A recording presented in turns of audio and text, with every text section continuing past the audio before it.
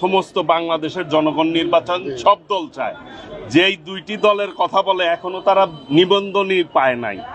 আমি যেই দুইটি দল আপনারাও জানেন যে দুইটি দল এখনো কিন্তু তারা নিবন্ধন পায় নাই, নিবন্ধনের জন্য দরখাস্তও করে নাই। স্বাধীনতার মহান ঘোষক, যার ঘোষণার মধ্য দিয়ে এই বাংলাদেশটি স্বাধীন হয়েছে, যিনি বাকশাল থেকে বহুদলীয় গণতন্ত্র দিয়েছেন, এই মানুষের অধিকার যিনি অর্জন করতে এই দেশের মানুষের কল্যাণের জন্য যিনি কাজ করেছেন, সেই শহীদ রাষ্ট্রপতি জিয়াউর রহমানের শাহাদত বার্ষিকীতে আমাদের একটি কথা, বিগত ফ্যাসিস্ট সরকার ভোটের রাজনীতি ধ্বংস করেছে, গণতন্ত্র ধ্বংস করেছে। সেই গণতন্ত্র, ভোটের অধিকার, ভোট মানুষকে ফেরত দিতে হবে। মানুষের অধিকার মানুষকে ফেরত দিতে হবে।